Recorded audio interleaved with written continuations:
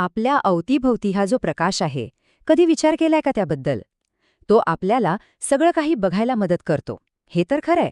पण ह्या प्रकाशाचे स्वतःचे असे काही छुपे नियम आहेत जे आपल्या नकळतपणे काम करत असतात.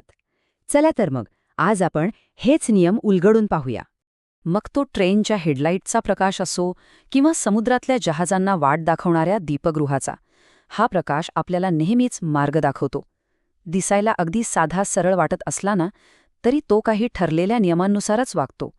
आणि गंमत म्हणजे याच नियमांमुळे आपल्याला हे जग जसं आहे तसं दिसतं. तर मग प्रकाशाच्या प्रवासाला सुरुवात करूया त्याच्या पहिल्या आणि सगळ्यात महत्त्वाच्या नियमापासून. हा नियम अगदी मूलभूत आहे.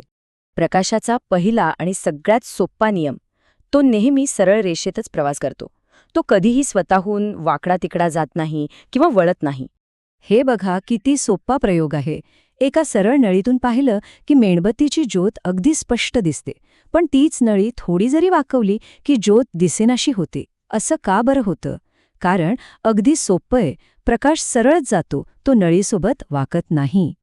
अच्छा, पण विचार करा, प्रकाशाचा हा सरळ मार्ग एखाद्या चकचकीत वस्तूवर आदळला तर काय होईल? मग काय होतं? इथेच प्रकाशाचा दुसरा नियम कामाला येतो, आणि तो म्हणजे परावर्तन. ह्याच गोष्टीला आपण प्रकाशाचे परावर्तन असं म्हणतो.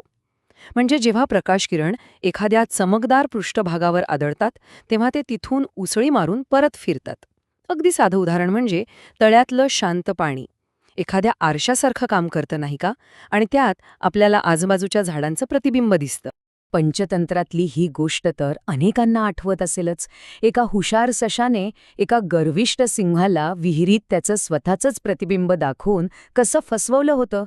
हे परावर्तनाचं किती मजेशीर आणि उत्तम उदाहरण आहे, नाही का? रस्त्यावरून जाताना आपण सगळ्यांनीच रुग्णवाहिका म्हणजे ॲम्ब्युलन्स पाहिली असेल, आणि एक गोष्ट नक्कीच लक्षात आली असेल की तिच्यावर ॲम्ब्युलन्स हा शब्द नेहमी असा उलटा लिहिलेला असतो. पण कधी विचार केलाय का की हा शब्द असा उलटा का लिहितात? याच्यामागे काहीतरी खास कारण असणार, बरोबर? चला शोधून काढूया.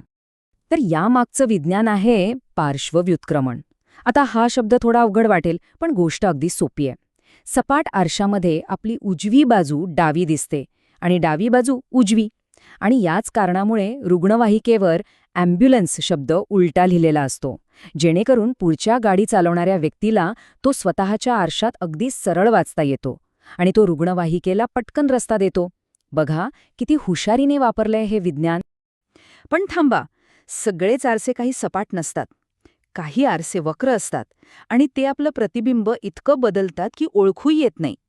जत्रेतल्या हसणाऱ्या आरशांमध्ये आपण हे पाहिलं असेलच. ह्या गमतीशीर आरशांसाठी आपल्याला जत्रेत जायची काहीच गरज नाहीये. आपल्या स्वयंपाकघरातला एक साधा चमचा घेतला तरी पुरे. चमच्याच्या आतल्या खोलगट भागात बघा, एक वेगळंच प्रतिबिंब दिसेल, आणि बाहेरच्या फुगीर भागावर बघितलं की अगदी वेगळं. चमच्याचा आतला भाग म्हणजे अंतर्वक्र आरसा आणि बाहेरचा फुगीर भाग म्हणजे बहिर्वक्र आरसा. अंतर्वक्र आरसा वस्तू मोठी करून दाखवू शकतो, म्हणूनच डेंटिस्ट दातांच्या तपासणीसाठी तो वापरतात.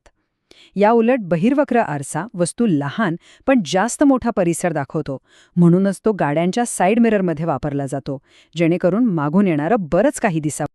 आत्तापर्यंत आपण पाहिलं की आरसे प्रकाशाला कसं परत पाठवतात, म्हणजे परावर्तित करतात. पण काय होईल जर आपण प्रकाशाला अडवण्याऐवजी त्याच्या आरपार जाऊ दिलं तर? इथूनच सुरुवात होते भिंगांची, म्हणजेच लेन्सची. भिंगांचे मुख्यत्वे 2 प्रकार आहेत. एक म्हणजे बहिर्वक्र भिंग, जे मध्यभागी जाड असतं आणि प्रकाशकिरणांना एका ठिकाणी एकत्र आणतं, आणि दुसरं अंतर्वक्र भिंग, जे मध्यभागी पातळ असतं आणि प्रकाशकिरणांना बाहेरच्या बाजूला विखुरवतं. बहिर्वक्र भिंगाचा हाच गुणधर्म म्हणजे प्रकाशकिरणांना एकत्र आणण्याचा. त्याला एक जबरदस्त विशालन काच म्हणजेच मॅग्निफाईंग ग्लास बनवतो. त्याच्यामुळेच आपण अगदी बारीक अक्षरं किंवा वस्तू एकदम स्पष्ट आणि मोठ्या पाहू शकतो. आणि आता आपण आलो आहोत प्रकाशाच्या शेवटच्या आणि सगळ्यात रंगीबेरंगी नियमाकडे. हा नियम म्हणजे निसर्गातला एक सुंदर चमत्कारच आहे.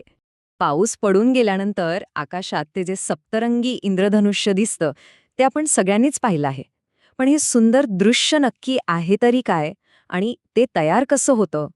याचं उत्तर एका अशा गोष्टीत आहे ज्यावर पटकन विश्वास बसणार नाही. आपल्याला जो पांढरा सूर्यप्रकाश दिसतो ना, तो खरं तर एकच रंग नाहीये, तर तो अनेक रंगांचे एक मिश्रण आहे. आणि हेच आहे इंद्रधनुष्यामागचं विज्ञान. जेव्हा सूर्यप्रकाश एखाद्या काचेच्या लोलकातून किंवा प्रिझममधून जातो, तेव्हा तो आपल्या मूळ 7 रंगांमध्ये विभागला जातो. निसर्गात पावसाचे जे पाण्याचे थेंब असतात ना, तेच या लोलकाचं काम करतात. आणि हे 7 रंग म्हणजे तांबडा, नारंगी, पिवळा, हिरवा, निळा, पारवा आणि जांभळा. आपण शाळेत असताना ताना पिन ही पाजा असं लक्षात ठेवायचो, आठवतंय? याचा सगळ्यात छान पुरावा म्हणजे ही न्यूटनची तबकडी. बघा, जेव्हा ही 7 रंगांची तबकडी आपण जोरात फिरवतो, तेव्हा हे सगळे रंग एकमेकांत इतके मिसळून जातात की आपल्याला फक्त पांढरा रंग दिसतो. यावरून सिद्ध होतं की पांढरा रंग ह्याच 7 रंगांपासून बनलेला आहे. तर मग पाहिलं, प्रकाशाचा सरळ रेषेतला प्रवास असो, आरशातलं प्रतिबिंब असो किंवा आकाशातलं इंद्रधनुष्य, हे काही साधे सोपे नियमच आहेत जे आपल्या डोळ्यांसमोर हे संपूर्ण सुंदर जग उभं करतात. आता प्रकाशाचे हे नियम समजल्यानंतर आपल्या आजूबाजूच्या जगाकडे जरा नवीन नजरेनं बघा. कोण जाणे, आपल्याला अजून कोणत्या नवीन आणि आश्चर्यकारक गोष्टी दिसतील. विचार करण्यासारखा प्रश्न आहे, नाही का?